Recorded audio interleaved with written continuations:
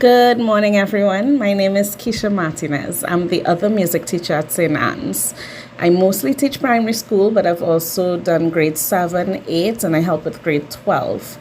So I'm from the beautiful Twin Island Republic of Trinidad and Tobago. I'll be 35 years old next week.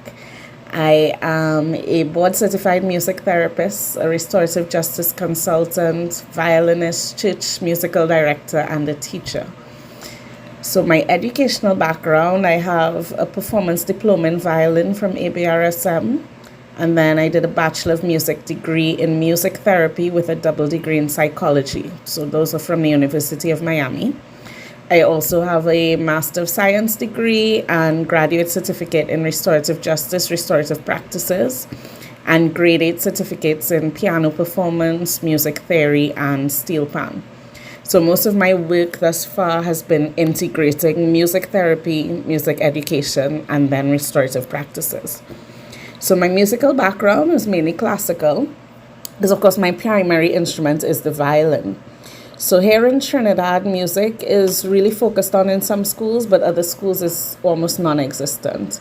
Fortunately though, I went to a private Catholic primary school and was very active in music. And then later I went to an all-girls Anglican secondary school.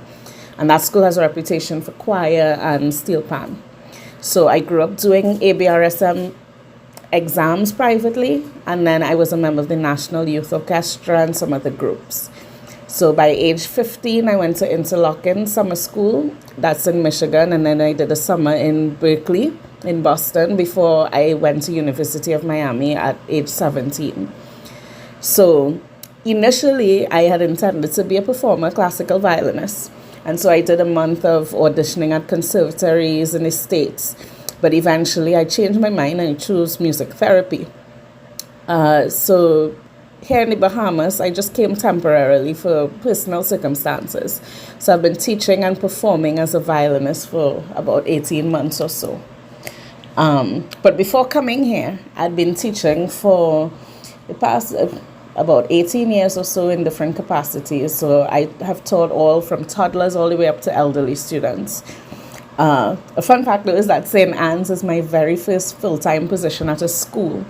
And the ACEA is actually my very first full-time employer. I've always been primarily self-employed.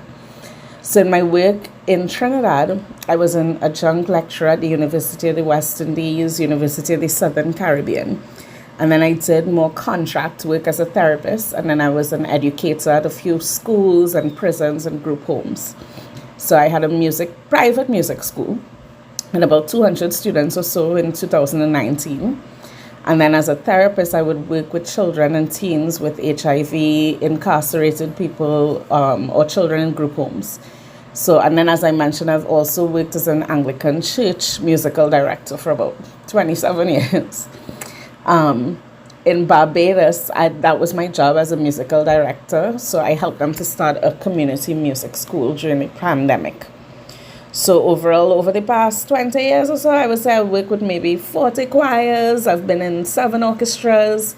And then I adjudicated some festivals here in Trinidad, Pan Festival, so what we call National Junior Panorama, National Steel Pan Festival, things like that.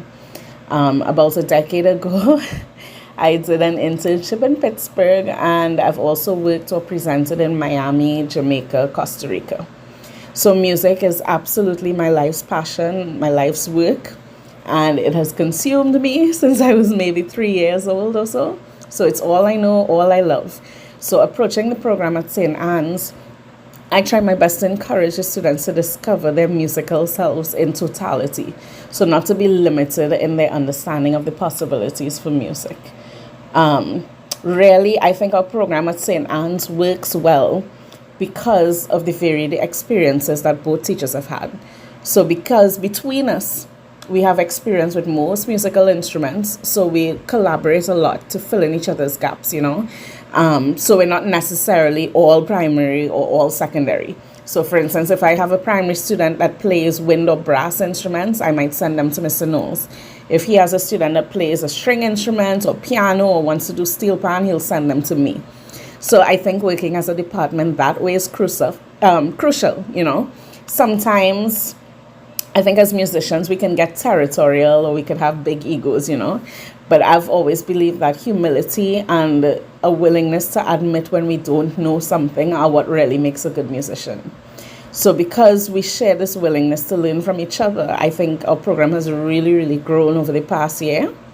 And so if you ask me the secret to the program's success, I'd say that was it for sure, collaboration. So nice to meet you.